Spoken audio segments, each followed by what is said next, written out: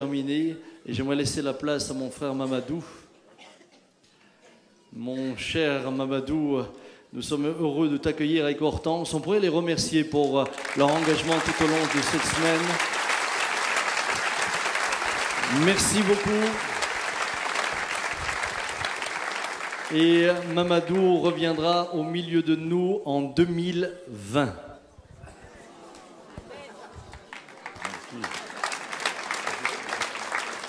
Je rappelle également que le Entre nous de mars est arrivé, donc prenez-en, vous avez toutes les infos dont vous avez besoin. Pour tous les membres de l'Église, vous avez toutes les infos et sinon vous allez sur le site. Voilà, merci. Que la grâce de Dieu soit avec chacun d'entre nous. Nous bénissons le Seigneur pour sa fidélité et son grand amour. Merci. Voilà. Ce matin, nous allons tout juste dans ce culte-là, puisque toute la semaine, les différents orateurs du matin, de l'après-midi, du soir, ont donné des paroles merveilleuses qui ont pu encourager les uns les autres. Et ce matin, je voudrais laisser une parole d'exhortation. Dieu veille et agit sur sa parole. Les dernières paroles que le pasteur Samuel vient de nous dire. Dieu veille et agit uniquement sur sa parole. Est-ce que cela veut dire que Dieu ne s'intéresse pas à nos besoins? Oui, mais à travers sa parole. Est-ce que cela veut dire que je peux mépriser la parole de Dieu et puis venir dire à Dieu, je suis malade, je souffre, guéris-moi? Non. Non et non. Dieu veille et agit sur sa parole. Et ça, c'est important que nous comprenions, parce que souvent, nous pensons que Dieu aurait dû faire comme cela pour ma vie, Dieu aurait dû agir de telle manière, Dieu aurait dû me donner ça, parce qu'il voit ma souffrance. Il voit ma souffrance. Mais Christ a souffert plus que toi et moi. À la croix du Calvaire, il a donné son Fils. De quiconque croit en lui reçoit la vie éternelle. Alors, je dois tout faire pour faire ce que Dieu me dit de faire. Et pour cela, donc, quand nous regardons quelques passages pour nous permettre de terminer, donc de moins se faire ce culte ce matin, qui est ce Dieu-là? Nous avons dit que Dieu veille sur sa parole pour l'exécuter. Qui est ce Dieu? Dans 1 Samuel 15 et au verset 29, et ensuite dans Nombre 23, 19. 1 Samuel 15, 29, et après dans Nombre 23, 19. Dans ce passage de 1 Samuel 15, voilà ce qui est écrit, bien-aimés frères et sœurs. Il est écrit un passage où Samuel nous montre qui est ce Dieu. Qui est ce Dieu qui nous a parlé? 1 Samuel 15, donc verset 29. Et la parole de Dieu nous dit ceci. Celui qui est la force d'Israël ne ment point et ne se répand point, car il n'est pas un homme pour se repentir. Celui qui est la force d'Israël ne ment point et ne se répand point. Le Dieu qui dit « Je veille et j'agis sur ma parole », nous aborde son caractère, il nous révèle son caractère. Il dit « Je ne mens point et je ne me répands point ». Alors, si tu veux marcher avec Dieu, si tu veux que Dieu agisse dans ta vie, il faut d'abord accepter ce qu'il dit de lui-même. Il n'est pas un Dieu menteur. Il n'est pas un Dieu qui peut nous tromper. Et c'est la même chose qu'un prophète appelé Balaam dit dans Nombre 23 et au verset 19. Nombre 23, verset 19. Dans ce passage-là, qu'est-ce que Balaam nous dit? Nombre 23 et au verset 19. Balaam ayant essayé de maudire le peuple de Dieu, à la fin, il arrive à une conclusion. Et Balaam arrive à cette conclusion. Il dit ceci, voici. Donc, Nombre 23, verset 19, c'est ça, 23, verset 19. Il est écrit, Dieu n'est point un homme pour mentir, ni fils d'un homme pour se repentir.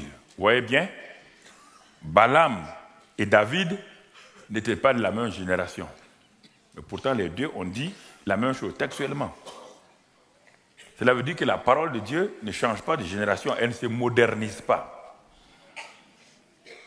Le livre des Nombres, donc, est plusieurs années avant que David ne vienne. Mais quand David est né, il n'a jamais écouté ce que Balaam a dit. Mais David dit la même chose. Ce que Balaam a dit, il dit, lève-toi, Balak, tu m'as appelé à maudire ce pays-là, à maudire ce peuple-là. Mais Dieu m'a dit que ce que lui l'a béni, personne ne peut maudire. Donc, Dieu ne va pas mentir, il ne va pas se repentir. Ce qu'il a dit, ne le fera-t-il pas? Ce qu'il a déclaré, ne l'exécutera-t-il pas? Voici comment nous devons nous comporter. Devant chaque situation personnelle, familiale, professionnelle et spirituelle, je dois d'abord chercher à savoir qu'est-ce que Dieu dit par rapport à ma situation. Et pour cela, je dois ouvrir la Bible. Et en ouvrant la Bible, je vais amener Dieu. Tout à l'heure, on va le voir. Je vais amener Dieu à vraiment écouter, être attentif à ce que je vais lui dire. Comme Dieu ne ment pas et qu'il ne se répand pas, alors, qu'est-ce que Dieu fait? Il dit qu'il veille, c'est-à-dire il garde, il protège sa parole. Il prête attention à sa parole. Veiller veut dire quoi? Il donne de la valeur à sa parole.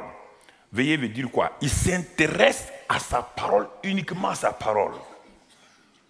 Et pour l'exécuter, le Dieu qui veille, qui protège, qui donne de la valeur à sa parole, est le même Dieu qui exécute cette parole-là dans ma vie.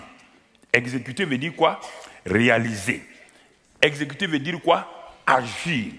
Exécuter veut dire quoi? Accomplir et pratiquer. Le Dieu qui veille sur sa parole est le Dieu qui l'exécute. Celui qui veille est l'exécuteur de sa parole. Et en ce moment-là, regardons, il parle à un homme. Un homme, nous allons voir dans Jérémie 1, 12, et ensuite dans le psaume 33, verset 9, Jérémie 1, 12, et ensuite le psaume 33, verset 9. Qu'est-ce qui est dit dans Jérémie 1, verset 12? Nous le connaissons, mais on va le lire. Dieu dit là-bas à Jérémie, que vois-tu? Jérémie a dit, je vois un amandé. Donc Dieu dit, tu as bien vu, car moi, Dieu, je veille sur ma parole pour l'exécuter. Maintenant, on va voir, on va entrer dans la partie d'exécution. Donc, cela veut dire, frères et sœurs, qu'il n'y a aucune pensée en moi qui puisse me faire croire que Dieu peut mentir. Quelle que soit ma situation, quel que soit le problème que je vis, Dieu ne ment pas. Il faut que je sois intrinsèque sur ça. Dieu ne ment jamais. Il ne se répand pas aussi. Il ne ment pas. C'est son caractère, c'est sa nature. Il ne ment pas. Satan ment. Comprenez? Satan ment toujours. Même quand il semble dire la vérité, c'est un mensonge déguisé. Dieu ne ment pas, Satan ment. Si vous dites que Dieu a dit ça, il ment, c'est fini. Vous venez d'enlever quelque chose du caractère de Dieu. Et si vous l'enlevez, il n'est plus fidèle avec vous. Il ne va plus l'exécuter. Il vaut mieux abandonner et puis partir. Parce qu'il n'a plus rien à faire avec vous. Donc, il dit ici, Jérémie, moi je veille. Non seulement, je veille sur ma parole pour la réaliser, pour l'exécuter, pour l'accomplir. Alors, si je dis une chose, même si ça te semble impossible, C'est impossible pour toi, homme, mais pas pour moi. Car moi, je veille sur ma parole pour l'exécuter.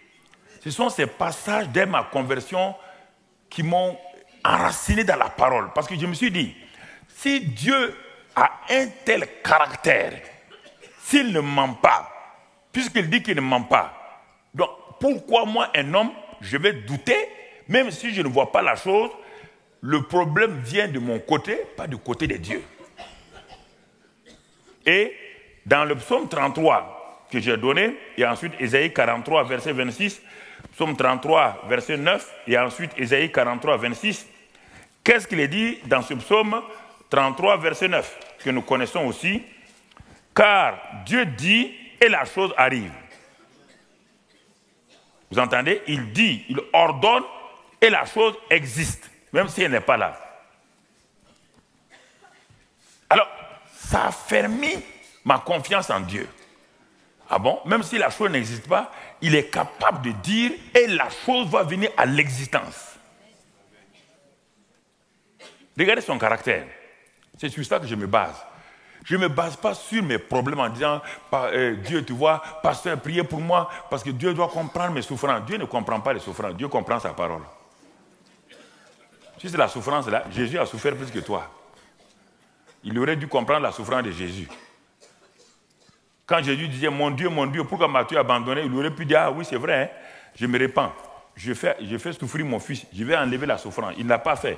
Son fils est allé jusqu'au bout de la souffrance pour que toi et moi, nous puissions comprendre que Dieu est fidèle. C'est son caractère. Mettons l'accent sur le caractère de Dieu. C'est parce que nous doutons tellement sur le caractère de Dieu que nous n'arrivons pas à aller de l'avant. Donc, il dit ici, lui, en tout cas, il ordonne et la chose existe. Et dans Ésaïe 43, verset 26, toujours, c'est pour nous amener c'est pour nous aider à progresser. Ésaïe 46, et qu'est-ce qu'il dit dans 43, du moins verset 26, qu'est-ce qu'il dit dans ce passage-là? Voilà ce que Dieu dit à Ésaïe et que Ésaïe a proclamé, mon frère. Il est écrit là-bas, c'est moi, réveille ma mémoire, plaidons ensemble, parle toi-même pour te justifier. Réveille ma mémoire, ça veut dire quoi? Nous sommes en train d'aller vers nous maintenant. Premièrement, Dieu, voilà son caractère, il n'est pas menteur. Il est fidèle. Deuxièmement, ce qu'il dit arrive. Il ordonne et la chose existe. Et il se tourne vers les hommes, il dit Jérémie, je veille toujours sur ma parole pour l'exécuter. Et il a parlé. Maintenant, nous regardons ici, il dit, si tu crois cela, chaque fois que tu as un problème, réveille ma mémoire, rappelle-moi ce que je t'ai dit. Ne viens pas pleurer. Rappelle-moi, Père, tu as dit ça. Présente-moi ma parole. Rappelle-moi. C'est facile quand quelqu'un vous a promis 1 million de francs pour aller vers la personne, lui rappeler le million. Mais si quelqu'un ne vous a même pas promis de l'argent, c'est difficile d'aller vers lui pour demander $100. Vous n'avez aucune confiance.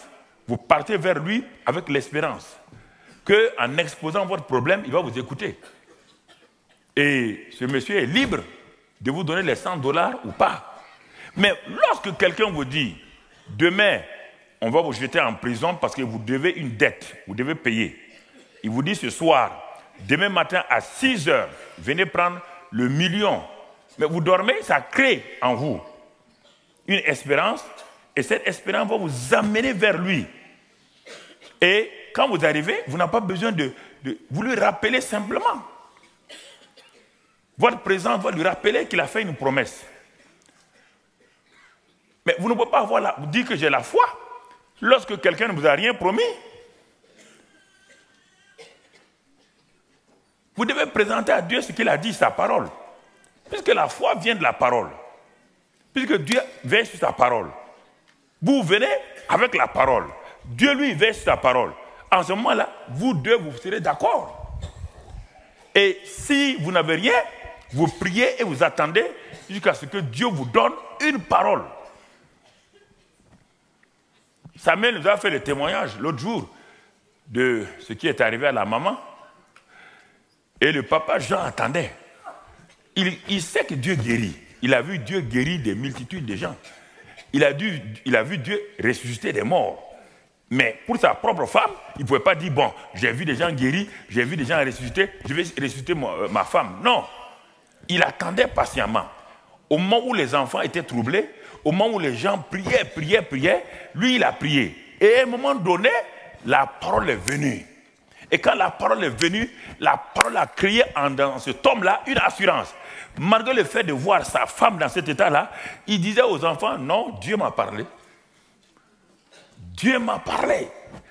Son seul appui, c'est la parole. Dieu m'a parlé. Il avait quelque chose maintenant. Il ne regardait pas les signes de maman Suzanne. Il ne regardait pas comment il était. Même si les docteurs parlaient, lui, il était basé sur une parole. Est-ce que vous comprenez? C'est cette parole-là qu'il a dit à Dieu. Tu as dit qu'il viendra à la vie. Il a continué à confesser. Quand les enfants regardent, ils disent non, Dieu m'a dit, elle vivra. Il confesse. Et quand il confesse, Dieu est tenu par sa parole. Dieu dit, j'ai dit à papa Jean, mon serviteur, que je vais donner la vie à maman Suzanne. Dieu est rentré en action, il a donné la vie. Sinon, il serait un faux type. Il serait un faux Dieu.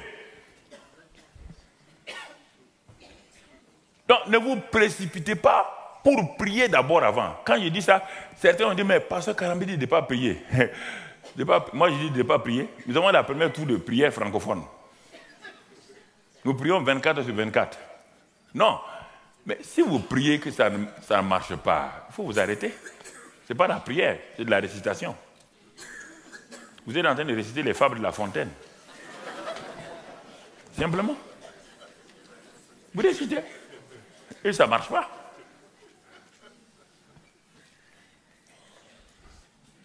Non. La parole de Dieu. Rappelez-lui. Attendez. Continuez à le louer. Priez en langue. Priez en langue. Louez-le. Chantez des cantiques. Louez-le.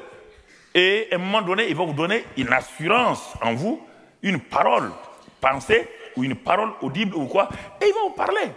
Et en ce moment-là, même si le monde vient contre vous, même si Satan venait avec 6 cornes pour dire à papa Jean, maman Suzanne ne va pas aller, il va rire au nez de Satan, il va dire, hey, toi tu racontes des histoires, moi ma femme va revenir à la vie, Dieu me l'a dit, un point, un trait, c'est fini.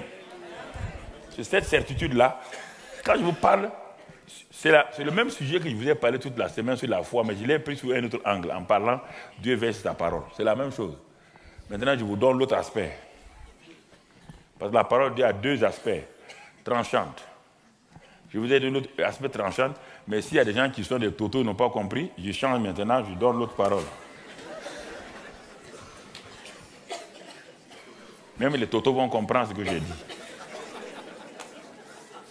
Quand le professeur dans la classe, il expose une leçon, les premiers de la classe ont compris. Mais il y a des gens qui n'ont pas compris. Il est obligé de passer. Si ça ne va pas, il passe par des bâtonnets.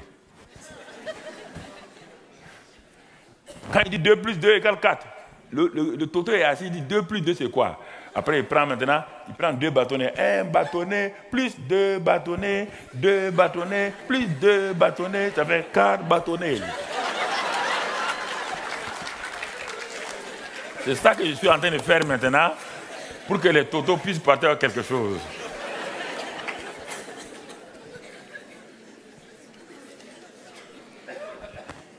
Chacun doit avoir quelque chose pour partir. Et Ésaïe 55, regardez Ésaïe 55. Ce sont des choses, quand vous lisez, parce que tant que, écoutez, comme je le disais aux jeunes gens hier, quand vous fermez la Bible, chaque fois, ça veut dire que vous dites à Dieu, ne me parle pas. Quand vous l'ouvrez, ça veut dire que vous dites à Dieu, je suis prêt pour que tu me parles. Alors, il y a combien de jours tu as fermé la bouche de Dieu? Il y a combien de temps tu n'as pas ouvert ta Bible, tu as fermé la bouche de Dieu, tu dis à Dieu de te parler. Tu vas venir mettre un sparadrap sur ma bouche, je veux parler? Si tu viens mettre un sparadrap sur ma bouche, tu fermes ma bouche, je peux parler? Alors, mais si tu fermes la Bible, tu dis à Dieu ne me parle pas. Donc c'est pourquoi il faut avoir la Bible. Il faut l'avoir à la maison, il faut l'ouvrir, il faut la poser, la lire, la méditer. Maintenant, quand tu vas au bureau, tu vas ailleurs, sors avec ton iPhone, ton iPad, tout est aïe. Ce n'est pas la Bible. Les iPhones, les iPads, les cellulaires, ce n'est pas la Bible. Dans iPad, iPhone et dans le téléphone, il y a tout là-dedans. Il y a pornographie, il y a sorcellerie, il y a tout dans ça. Et il y a la Bible. Tu mets toutes ces choses au même niveau que la Bible. C'est pourquoi ça affaiblit la parole de Dieu. Ça affaiblit la parole de Dieu. Parce qu'au moment où tu es dans l'église, au moment où tu lis la Bible là, dans ton téléphone là, brusquement tu vois un message et tu prends ton message. Donc ça veut dire que ton message que ton ami t'a envoyé équivaut à la Bible. Puisque automatiquement, tu lis ton message à ton ami. Ça veut dire que la parole de Dieu est comme la parole de ton ami. Et Dieu dit, ah bon, au moment où il est en train de lire ma Bible, il s'amuse avec lire les messages de son ami. La modernisation est une bonne chose, mais à l'excès, ça nuit. À l'excès, ça nuit. Parenthèse.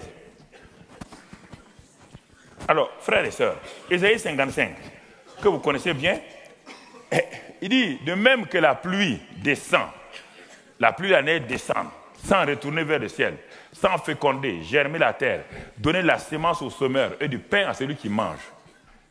N'importe quel paysan sait cela, quand la pluie descend. Ça, c'est l'envoyé naturel de Dieu. Quand la pluie descend quelque part, elle féconde, elle fait germer, elle donne la semence et du pain à celui qui mange. Ça, c'est la pluie. La pluie n'est jamais retournée vers Dieu en disant, tu m'as envoyé sur la terre des hommes, je suis arrivé. Je n'ai pas pu ni féconder, ni mouiller, ni rien. Dieu dit ainsi. Il prend le naturel, il va dans le spirituel maintenant. Ainsi, verset 11, en est-il de ma parole qui sort de ma bouche? Quand elle est sortie, elle ne peut pas aller et revenir à moi sans effet, sans accomplir ma volonté. Ah, en ce moment-là, je suis content parce que je sais, Dieu a dit à Jérémie qu'il veille sa parole. Et il dit à Ésaïe, quand la parole sort, elle doit revenir. La parole doit revenir toujours. Comment? Quand le paysan français sème le blé lui revient. Le grain de blé qu'il a sémé lui revient sous forme d'épis de blé. Alors, si vous dites au paysan français, pourquoi tu sèmes? Il dit, c'est pour récolter. Si vous dites, ce n'est pas possible, il rira à votre nez. C'est la même chose spirituellement. Si vous sémez la parole, Dieu dit, attendez-vous à une récolte. Il dit, si la parole sort de ma bouche, elle ne revient pas à moi sans effet, sans donc accomplir mes desseins. Dieu veille sur ta parole pour l'exécuter. Alors, en ce moment-là, ce prophète qui a dit cela, lui-même va expérimenter. Il a expérimenté. Dans Ésaïe 55, c'est très loin. Mais il a expérimenté un jour. Quand il s'est livré à Dieu et que Dieu l'a sanctifié, dans Ésaïe 6, Dieu l'a sanctifié, et Dieu lui dit, qui enverrai-je? Il a dit, me voici, envoie-moi. Dieu dit, j'ai une parole, va parler au peuple. Ésaïe 7, là il s'arrête. Dieu lui dit, tu crois que ce que je dis, je vais veiller dessus? Il dit, oui, je crois. Tu es sûr? Il dit, oui. Tu as confiance en moi? Il dit, oui. Tu es sûr que je ne mens pas? Il dit, oui. Tu es sûr que rien ne m'est impossible? Ésaïe dit, oui. Il dit, bon, ok, tu vas alors annoncer à ce peuple-là que la Vierge enfantera. Et le fils s'appellera Emmanuel. Isaïe dit, répète encore. Dieu dit, je t'ai bien dit, tu n'as pas écouté encore? J'ai dit que la Vierge enfantera. Ah bon, oui, Seigneur, tu comprends? Je comprends. Quand la Vierge sera mariée, il dit non, il dit, sans mari. Il dit, bon, et au nom de qui? Dieu dit, ce n'est pas Satan qui te parle, c'est moi. La Vierge enfantera. Et, attends. Deuxième chose, cette Vierge qui va enfanter là, l'enfant là, sera Emmanuel, Dieu avec nous. Vous croyez qu'Ésaïe s'est mis à danser? Il n'a jamais vu une Vierge enfantée. Il n'a jamais vu un homme qui est en même temps Dieu. et qui sort du sein d'une femme. Vous croyez qu'il a applaudi? Les années se sont passées, mon frère. Je peux moi-même mettre de loin.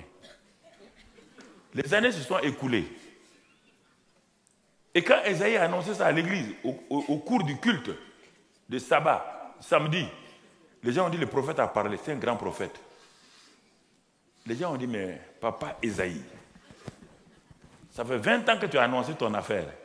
On ne voit ni de vierge, ni d'Emmanuel. Il dit, ça viendra. 50 années sont passées. Papa Esaïe, les gens se moquaient de lui maintenant.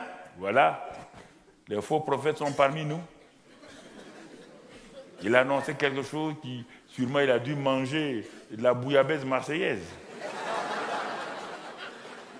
Et puis, il a mal dormi, puis il s'est levé, il a dit, la Vierge enfantera. Esaïe, où est l'enfant? Où est l'enfant? Et Esaïe est sur son lit de mort. Les anciens sont venus sûrement, dit Esaïe, quiconque ment ne peut pas aller au ciel. Bon, tu as l'opportunité de te repentir pour dire, je me suis trompé. Comprenez, je me suis trompé, j'avais trop bu un peu. Bon, voilà, j'ai entendu cette voix-là qui m'a dit que la Vierge enfantera. Esaïe dit non, la Vierge enfantera. Parce que je vois que je ne vois pas. Le Dieu qui a parlé, il veille sur sa parole, il va l'exécuter. Esaïe est mort. Les gens ont oublié. 100 années, 600, 700 années plus tard. 700 années plus tard. Dieu est assis au ciel. Il appelle l'ange Gabriel, celui qui se tient dans la présence de Dieu. L'ange Gabriel est celui qui se tient dans la présence de Dieu. Il dit, viens là, ange. Il dit, regarde sur la terre. Tu vois cette femme qui est là-bas? Il dit, oui, cette jeune fille-là. C'est la Vierge d'Ésaïe. Gabriel dit, c'est pas tôt, hein? Le gars, mais il dit, Ésaïe, il faut aller lui dire, Dieu, il faut aller dire à Ésaïe qu'on a vu la Vierge là un peu. C'est pas tôt. Et Dieu dit, moi, quand je dis, ça se passe. Et c'est toi que je vais envoyer. C'est toi que je vais envoyer, Gabriel. C'est Gabriel est descendu. Allez parler à cette jeune fille-là. Ce que Ésaïe a dit dans Ésaïe 7, c'est toi la jeune fille, c'est toi qui mettras au monde cet enfant qui s'appellera Emmanuel. Dieu a-t-il veillé sur sa parole, oui ou non? Les gens se vantent aujourd'hui, oui, les gens se vantent, Jésus est né, les gens se vantent, Marie est... Mais si vous ne croyez pas comme eux, à quoi ça sert?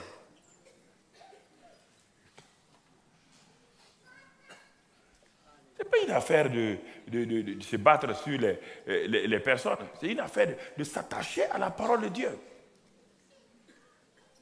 Le deuxième cas qu'on a vu, puisque Dieu dit, je veille sur ma parole pour l'exécuter. Mais on a vu dans Ésaïe, Dieu dit, réveille ma mémoire sur une promesse que je t'ai faite, une parole que j'ai donnée. Ça, c'est pour la plupart d'entre nous. Dieu ne nous parle pas parfois directement, mais sur la base de la parole écrite, ou bien de la parole parlée, ou de la prophétie. Dieu me dit, je t'ai fait une prophétie il y a 10 ans, 15 ans. J'ai parlé à quelqu'un, et il t'a parlé. Il y a longtemps, tu attends cette prophétie, sa réalisation. Il y a longtemps, tu te poses la question si la vision que tu avais vue était réelle. Et tu te poses des questions. Tu commences à douter. Dieu nous dit d'aller dans le livre de Chroniques, 2 Chroniques 20. Il y a un exemple là-bas, 2 Chroniques 20. Vous connaissez l'histoire. C'est l'histoire d'un homme, un grand roi qui s'appelle Josaphat. Un jour, cet homme-là,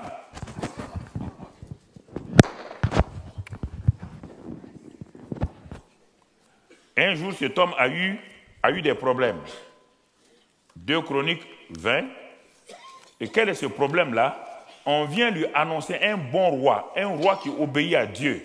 On vient lui annoncer simplement, il est dit, après cela, les filles de Moab et les filles d'Ammon, et avec ceux, des Maonites, marchaient contre Josaphat pour lui faire la guerre. On vint en informer Josaphat en disant, une multitude nombreuse s'avance contre toi depuis l'autre côté de la mer, depuis la Syrie, et ils sont à Samson Tamar qui est à Engedi. Verset 3, dans sa frayeur, Josaphat se disposa à chercher l'Éternel et il publia un jeûne pour tout Juda. Voici une situation qui est là. Un homme qui obéit à Dieu, un homme fidèle, brusquement, les épreuves se préparent pour venir contre lui. On vient dire à Josaphat, malgré ta fidélité à Dieu, les épreuves ne te feront pas... Donc, il dit, il y a une multitude d'hommes et de femmes, on ne sait pas pourquoi, ils se sont levés pour venir te faire la guerre. Ce n'est pas Josaphat qui est allé faire la guerre. Non, ce sont ces peuplades-là qui ont décidé de venir faire la guerre à Josaphat. La Bible dit que Satan rôde autour de nous, cherchant qui dévorer. On n'a pas besoin d'inviter Satan. Il s'invite lui-même. Mais le problème n'est pas que Satan vienne. Le problème est de savoir sur qui tu t'appuies quand Satan vient. Tu t'appuies sur quoi? Quand Satan apparaît, quand Satan et tous ces esprits viennent contre toi, quand il suscite des hommes contre toi, quand il élève des épreuves contre toi, sur qui t'appuies-tu? La question est simple là. Ce n'est pas d'abord la prière. Et il a invité les gens pour jeûner. Tout le monde est venu, même les enfants. Il a mis tout le monde au jeûne. Mais regardez ce que Josaphat va faire. Il va prendre ce que Dieu a dit à Isaïe plus tard. Réveille ma mémoire. C'est-à-dire, rappelle-moi, avant de prier, il faut que tu me rappelles, que tu me dises ce que j'ai déjà dit avant. Le fait que vous soyez rassemblés, que vous avez jeûné, c'est bien. Mais maintenant, la réalité est là devant vous. Les armées ennemies sont là. Et vous êtes faibles par rapport à eux. Josaphat va le dire, nous sommes faibles, mais nos yeux sont sur toi. Mais Josaphat, tout ça c'est bien. Mais sur quoi vas-tu t'appuyer pour passer, pour vaincre ses ennemis? C'est ça tout le problème. Les gens sont là, ils sont tout le peuple est là, de Juda est là, les enfants, tout le monde. Mais on va jeûner, mais sur la base de quoi? Tout de suite, le roi Josaphat revient à quoi? À ce que Dieu avait dit à Salomon, quand Salomon avait prié dans 2 Chroniques 6, 13, 6, et ensuite, après, dans 2 Chroniques 6, 28 à 30, et ensuite, Dieu a répondu dans 2 Chroniques 7, versets 13 à 15. On ne va pas les lire. Quand Salomon a fait son temple, il a prié, il a crié à Dieu. Il dit, quand la peste viendra, quand la rouille, quand les ennemis viendront, quand on va prier dans cette maison, ou on va se tourner vers cette maison simplement, même quand ton peuple sera déporté loin, quand ils vont se tourner vers cette maison bâtie à Jérusalem, là, ils vont crier à toi, écoute-les. Et Dieu dit dans 2 Chroniques 7, il dit oui, Salomon, Dieu va donner sa parole. Le Dieu qui ne ment pas va dire dans 2 Chroniques 7, versets 13 à 15, il va répondre à Salomon en disant oui, Salomon. Quand le peuple, la peste, quand la rouille, quand les maladies vont venir contre le peuple et que les ennemis vont l'assiéger, il dit, je te promets, il dit, ouais bien, quand j'enverrai tout cela, verset 14, qu'est-ce qui se passe? Si mon peuple sur qui est invoqué mon nom s'humilie, prie et cherche ma face, et se détourne ses mauvaises voies, je l'exaucerai des cieux, je lui pardonnerai son pays, je guérirai son pays. Verset 15. Mes yeux seront ouverts désormais et mes oreilles seront attentives à la prière faite en ce lieu. Bon, on n'a pas le temps. Les autres passages, il dit, quand ils vont se tourner vers cette maison, ils vont crier, simplement. Donc, qu'est-ce que Josaphat a fait? Si on lit à partir du verset, nous sommes dans 2 Chroniques 20, si nous lisons, nous allons voir ce que Josaphat, il a fait textuellement ce que Dieu a promis à Salomon. Réveille ma mémoire, puisque Dieu veille sur ta parole, et voilà ce qu'il a fait. Il a dit simplement au verset 7, « N'est-ce pas toi, ô notre Dieu, qui a chassé les habitants de ce pays devant ton peuple d'Israël, etc. Bon, on va sauter. Ils l'ont habité. Verset 9. S'il nous survient, tu as dit, s'il nous survient quelque calamité, l'épée, le jugement, la peste ou la famine, nous nous présenterons devant cette maison et devant toi, car ton nom est dans cette maison. Nous crierons à toi du sein notre détresse, et tu exauceras et tu sauveras. Il rappelle à Dieu ce que Dieu a dit à Salomon. Nous nous présenterons devant cette maison. Nous parlerons et tu vas nous exaucer. C'est la base biblique sur laquelle Josaphat aura la victoire. Ils n'ont pas crié, levez les mains, Seigneur, tu vois, tu n'es pas fidèle, comme les gens qui ont suivi Moïse. Et il n'a pas de parole. Quand Moïse disait une parole, non, non, non, pour eux, ils sont faits pour mourir au désert. Tout ce qu'ils savaient, eux et leurs enfants vont mourir au désert. Mais eux, ils sont morts, les enfants ne sont pas morts au désert. Les enfants n'ont jamais dit qu'ils vont mourir au désert. Quand les papas parlaient, les mamans parlaient, les enfants ont dit, taisez-vous. Pas parler. Pas parler comme les papas là. Hein. C'est cette génération d'enfants-là qui sont rentrés avec Josué et Caleb à Canaan. Mais Josaphat rappelle ça à Dieu. Et quand il a fini de rappeler, regardez bien ce qu'il dit. Il dit simplement, au verset 12, « Oh notre Dieu, n'exerceras-tu pas les jugements sur eux, car nous sommes sans force devant cette multitude nombreuse qui s'avance contre nous, et nous ne savons que faire, mais nos yeux sont sur toi. » Quand vous faites la prière basée sur la parole de Dieu, au cas ce n'est pas une parole directe, c'est une parole où vous réveillez la mémoire de Dieu, vous devez faire l'attitude que vous devez avoir quand vous avez fini. Mes yeux sur toi, mes yeux sur toi, mes yeux sont tournés vers toi. Le chef et le consommateur de la foi. Et qu'est-ce qu'ils ont fait? Tout Judas se tenait debout devant l'Éternel, avec leurs petits-enfants, leurs femmes et leurs fils. Ils se tenaient là, ils attendaient, s'attendre à Dieu. Quand vous avez donné à Dieu sa parole, vous devez vous attendre à lui. Ne vous laissez pas bousculer par les pensées que Satan va vous donner pour que vous perdez l'équilibre, vous perdez donc. Et souvent, vous vous laissez avoir par les gens. Oh ma soeur, ça va bien? Vous savez, quand quelqu'un est malade à l'hôpital, ne laissez pas n'importe qui venir vous rendre visite. Ils vont venir, dès qu'ils rentrent dans la salle de malade, ils disent, qu'est-ce que votre enfant avait? Ah, mais il a une typhoïde. Ah, mais mon neveu est mort de ça il y a 2 semaines. Non, non, évitez ces gens-là. Non, non, non.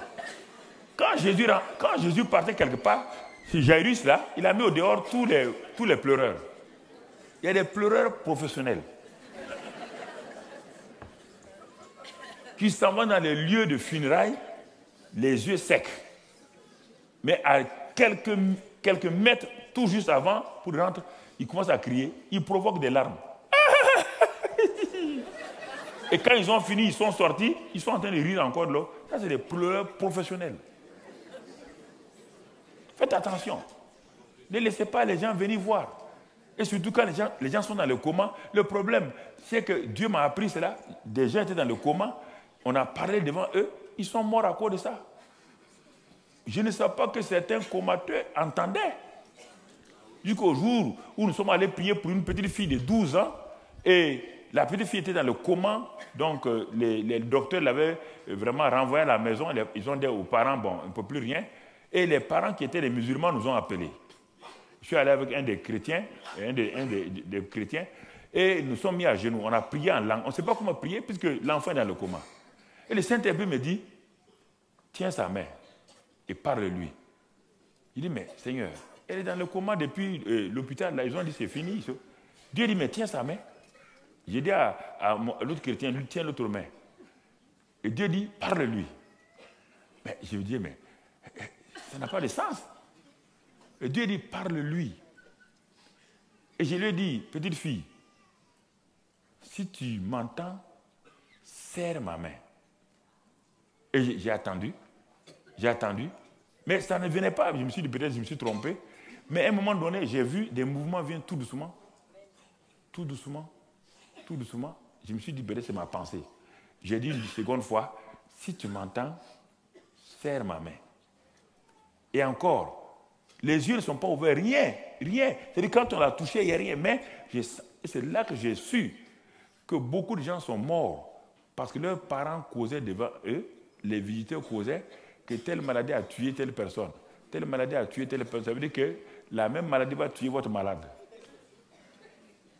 Et quand j'ai su ça, j'ai dit aux chrétiens là, maintenant, il dit, petite fille, écoute-nous, puisque tu nous entends, maintenant nous allons crier au nom de Jésus-Christ. Et quand nous avons fait cela, nous sommes partis. L'enfant n'était pas réveillé. Mais 2 jours après, nous sommes venus dans la famille pour voir. Vous savez, nous sommes arrivés, dès qu'on est rentré dans les cours africains là, c'est la petite fille là qui faisait la cuisine. Elle était assise, elle faisait la cuisine. Et c'est depuis ces jours-là que quand quelqu'un est dans le coma, je fais attention à mes paroles. Je fais attention à mes paroles. Je fais attention pour ne pas parler négativement devant la personne. J'ai dit aux parents, ne causez pas devant le... Si vous dites des choses, dites des bonnes choses pour que celui qui est dans le coma là revienne. Oui, tu sortiras. C'est ça que j'ai fait à ma fille quand elle était morte. Je parlais à son oreille aux États-Unis. Je parlais à son oreille. Les Américains me regardaient comme un cinglé. Je parlais. Pendant combien de jours? 15 jours de lutte. Je parlais. Daniela, tu viens à la vie.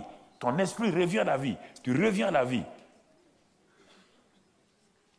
Donc, vous comprenez?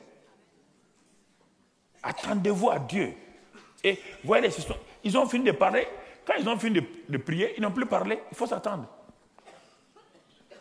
Apprendre à s'attendre à Dieu est une chose, est un secret très, très important pour beaucoup de chrétiens. Ils ne savent pas le faire. Ils savent prier, ils ne savent pas s'attendre à Dieu.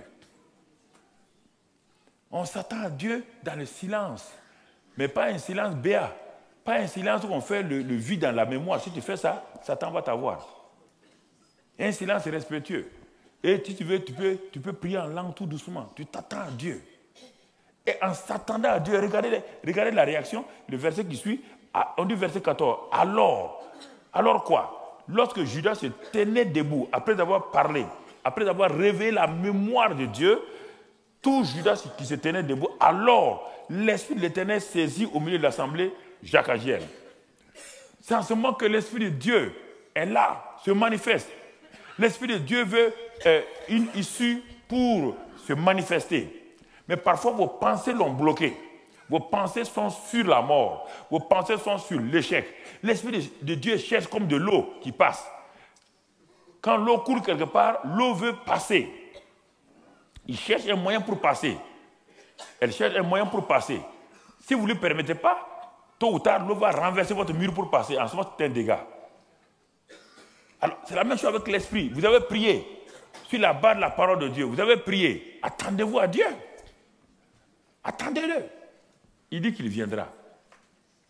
Mais comme nous sommes les hommes, on est très pressés. La chair est pressée. La chair veut aller vite. Et parfois, nous manquons des résultats. Et quand ils ont attendu, l'Esprit est venu. Celui qui s'attend à l'Éternel. L'Éternel, quand on s'attend à lui, il vient. Ça, c'est quelque chose qu'il faut que nous apprenions. Nous pensons que Dieu, quand on dit 1, 2, 3, Dieu doit agir. Non, il y a des moments où on doit s'attendre. Il y a des moments, quand c'est une affaire de vie, Dieu peut intervenir d'un seul coup. Mais il y a des moments où nous devons nous attendre à Dieu, rester là tranquillement. Dans l'esprit d'adoration, dans l'esprit de louange. Et l'Esprit est venu. Et l'Esprit va leur dire maintenant les tactiques pour s'en sortir. Qu'est-ce que l'Esprit leur dit? Il dit, soyez attentifs. Tout Juda et Jérusalem, habitants de Jérusalem, et toi, Josaphat, ainsi vous parle l'Éternel. Ne craignez point et ne vous effrayez point devant cette multitude nombreuse. Quand Dieu vient, la première chose qu'il fait d'abord, c'est le repos dans votre âme. Sans le repos, vous ne pouvez pas avancer. C'est le repos. Il vous donne toujours le repos. Il enlève la peur. Quand Josué devait aller au combat, il a dit à Josué, ne crains point, prends courage, aie courage. Parce que la peur est une foi négative. La peur attire sur le terrain Satan. Comme les mouches, et du moins la peur est comme la viande pourrie qui attire les mouches. Vous ne savez pas où il y a des mouches. Vous ne savez pas qu'il y a des mouches autour de vous. Jusqu'au moment où la viande pourrie vient, quelque chose de pourri vient, tout de suite vous les voyez apparaître. Elles sont venues d'où? elles sont liées au fait qu'il y a la viande pourrie. Il y a quelque chose de pourri dans votre maison. Les mouches apparaissent. Mais pourtant, quand il n'y a rien de pourri, vous ne voyez pas de mouches autour de vous. C'est la même chose avec les esprits mauvais. Dès que les esprits mauvais voient la peur, l'angoisse, autre là, tout de suite, ils aiment ça. C'est leur ambiance, c'est leur atmosphère. Ils aiment travailler dans ça. C'est pourquoi Dieu dit, ne crains point. Prends courage. Repousse la peur. Pas la peur, c'est la foi en Satan. On peut avoir peur d'un seul coup, mais repousse-la. Ne la laisse pas rester en toi permanemment. C'est vrai que si on vous annonce une mauvaise nouvelle d'un seul coup, vous avez peur, mais tout de suite, arrêtez-vous, faites comme Josaphat. Vous pouvez avoir peur d'un événement, mais plus tard, arrêtez-vous et repoussez les pensées négatives, les pensées de peur. C'est ça que je veux dire. Vous avez la capacité. La peur vous a saisi, vous pouvez vous arrêter. Non, je refuse. Mon Dieu est vivant. Il est avec moi. Je ne craindrai pas. Je refuse, Satan, de me soumettre. Je me soumets à la parole de Dieu. Instant, il faut parler des paroles reposant sur la parole de Dieu. N'essayez pas de plaider, de pleurer, de dire à Dieu des choses. Non, revenez à la parole. Dites la parole. Et quand ils ont fait cela, et il dit ne craignez point, demain, descendez contre eux, ils vont monter par la colline. Vous voyez bien comment le Saint-Esprit agit? Il dit, vous n'aurez point à combattre en cette affaire, présentez-vous et tenez-vous là. Parfois, nous engageons des combats trop vite par la chair et nous échouons. Un gars comme Josaphat me va dire, mais, oh prophète, quelque chose ne va pas dans ta prophétie. Tu dis d'aller nous tenir là devant des ennemis qui sont armés plus que nous, d'aller nous tenir là et de regarder simplement. Il dit, mais oui, Dieu dit, lui, ses combats sont comme ça. Si c'est lui qui doit avoir la gloire, vous assistez comment Dieu va recevoir la gloire. Mais si c'est vous qui voulez avoir la gloire, allez-y. Vous allez vous battre. Vous allez vous battre. Votre combat est un combat de la foi, simplement. C'est-à-dire, garder l'assurance, la confiance en Dieu. C'est ça le combat que nous faisons. Repousser la peur. Nous appuyer sur la parole. Attendre Dieu. C'est ça le combat de la foi. Parce que Satan veut retirer la foi. Il veut amener la peur. Satan veut nous dire que ça n'ira pas. Satan veut nous dire que non, cette affaire va terminer par la mort.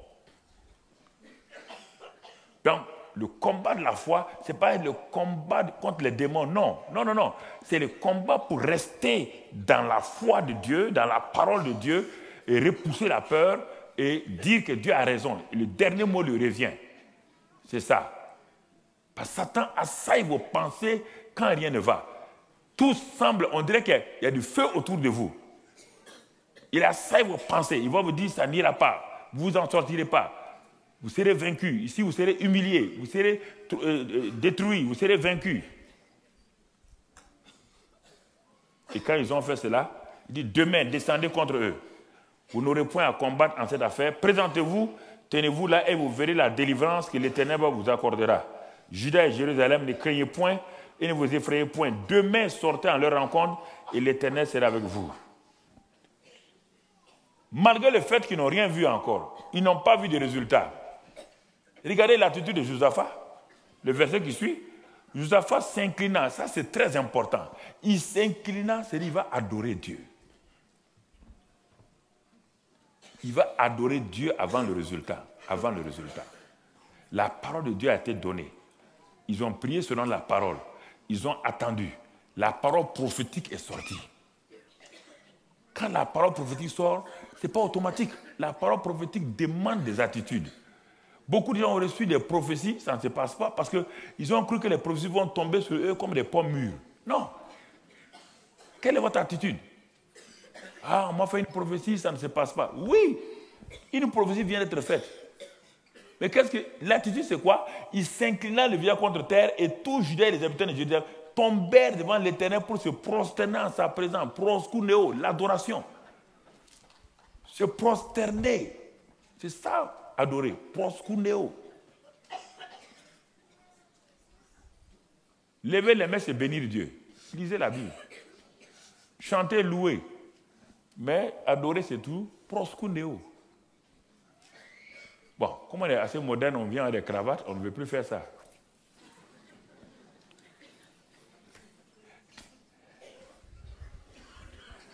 Vous comprenez ce que je veux dire? On est tellement bien habillés que se prosterner devant Dieu, ça, quand même, Dieu ne veut pas demander qu'on soit sale. Je fais une parenthèse pour que vous compreniez un peu. À chaque fois, vous dites, on va adorer Dieu, on va adorer Dieu. On n'adore pas Dieu en restant debout. Montre-moi dans la Bible, dans quelle partie de la Bible on a adoré Dieu debout. Montre-moi, je te défie. Moi, je ne suis plus pasteur. Montre-moi dans la Bible où on a adoré Dieu debout. Non, non. Lis la Bible, prends la Bible et lis. Adoration, c'est proskuneo. C'est prosterner devant lui. J'ai jeté devant lui. C'est ça. Nos chants modernes ont déformé. Et parfois, j'attaque nos chantres. Nos chantres chrétiens créent beaucoup de problèmes aux pasteurs. Quand les chantres chrétiens ont fini de chanter, le pasteur a un problème. Parce qu'ils ont déformé tout le message du pasteur. Parfois, je fais ça pour amener les chantres chrétiens à la réalité.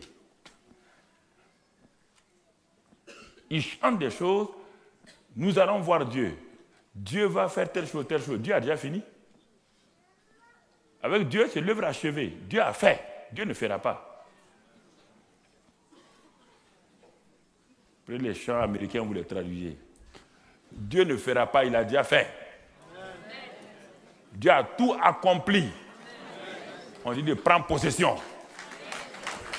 Il va faire quand? Dites-moi, Dieu va faire quand? Il va faire quand? Dieu vous a donné une assurance qu'il fera? Quel jour? Dieu a déjà? Prenez possession. Je parle tous les chantres, hein? C'est partout. Partout où je vais, je mets mal à l'aise les chantres. Changez vos chants. Chantez-nous des chants qui sont bien là. Qui glorifient Dieu.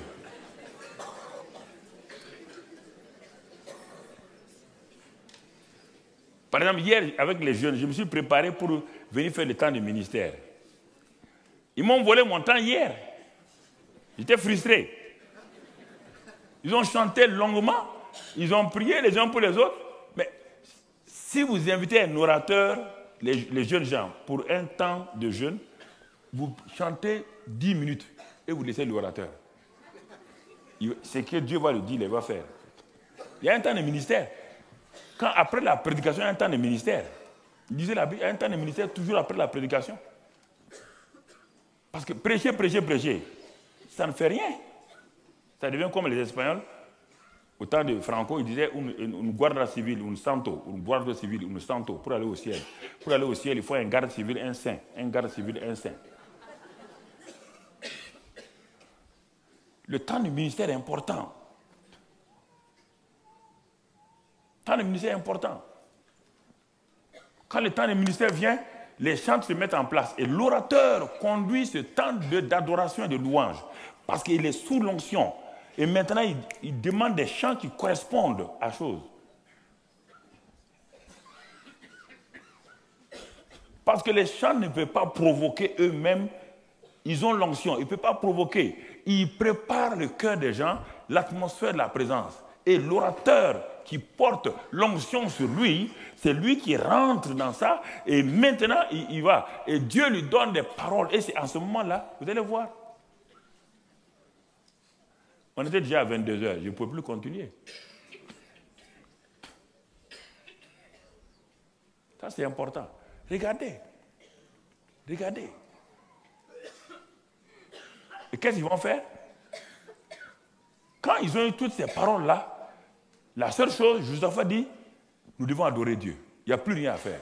Les gens ont dit, mais, roi, mais on va adorer Dieu. Mais il dit, oui, on n'a pas commencé. Il dit, mais adorons Dieu seulement. Adorons Dieu. Premièrement, ils ont adoré Dieu, prosterné. Ça veut dire qu'ils l'ont reconnu comme l'auteur de tout. Comprenez très bien. Ils ont d'abord adoré Dieu, prosterné, adoré Dieu. Maintenant, regardez, qu'est-ce que Josaphat va avoir? Le prophète a parlé, la parole prophétique est sortie. Josaphat aussi est oint, parce qu'il y avait 3 oints dans l'Ancien Testament, les prophètes, les rois et les sacrificateurs. Josaphat aussi a une onction. Le prophète a une onction de parole. Josaphat, le roi, maintenant, va conduire son peuple, premièrement par l'adoration. Deuxième chose, quand il a fini d'adorer, il a dit, levez-vous. Levez-vous, et quand ils ont fini, les Lévites et dans les filles de Kéatites se levèrent pour célébrer d'une voix forte et haute le Dieu d'Israël. Et qu'est-ce que Dieu dit ici? Il dit, écoutez-moi, tout Juda, habitants, confiez-vous en l'Éternel, votre Dieu, et vous serez affermis. Verset 21. Puis, d'accord avec le peuple, il nomma des chantres qui, revêtus d'ornements sacrés et marchant devant l'Éternel, célébraient, louaient, et il disait, louez l'Éternel car sa miséricorde dure à toujours. Regardez maintenant, l'adoration, c'est proskuneo. La louange, maintenant, c'est quoi? Il a dit, Dieu habite dans la louange de son peuple. La louange va provoquer l'intervention de Dieu maintenant. Qu'est-ce qu'il a fait? Premièrement, ils se sont tenus devant Dieu. Ils sont tenus devant Dieu.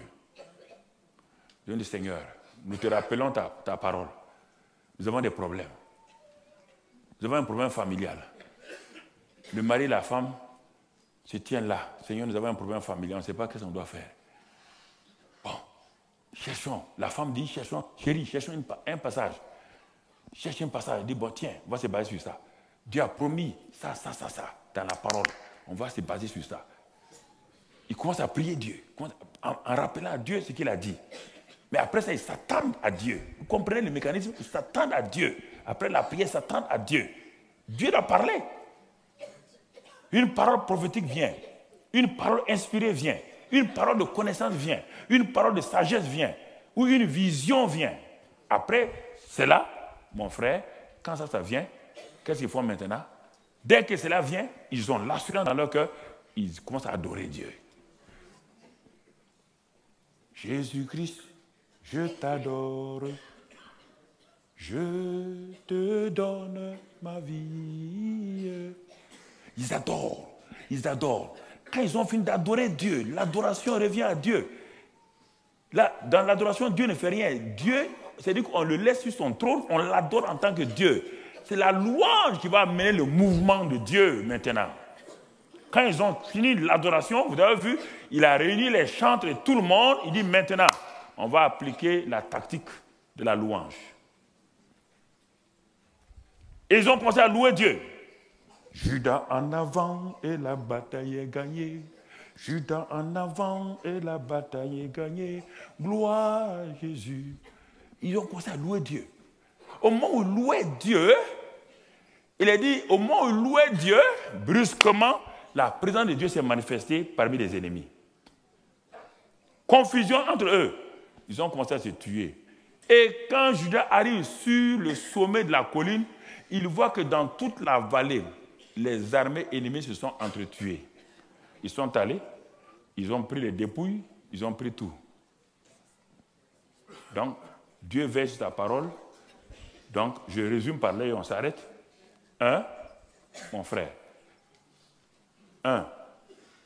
Tu dois savoir, si Dieu a parlé, remémore Dieu, rappelle-lui cela.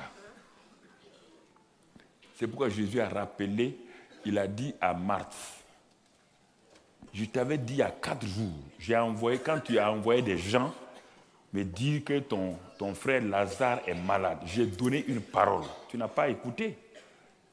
Ne t'ai-je pas dit que si tu crois, tu verras la gloire de Dieu?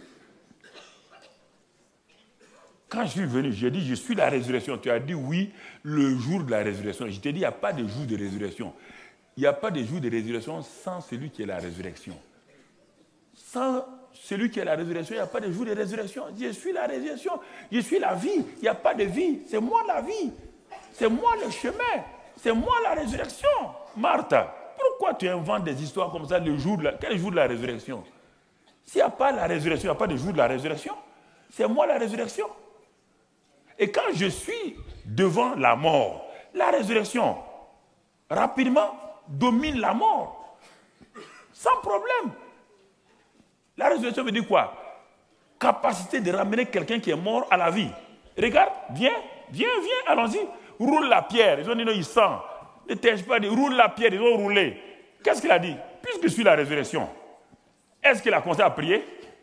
Est-ce qu'il a dit, Dieu d'Abraham, d'Isaac, tu vois maintenant on a des problèmes, fais-nous un clin d'œil un peu, aide-nous. Qu'est-ce qu'il a dit? Il dit, Lazare, sors, le dîner est prêt, on va les manger. Allez, viens, on va les... Viens, on va les manger.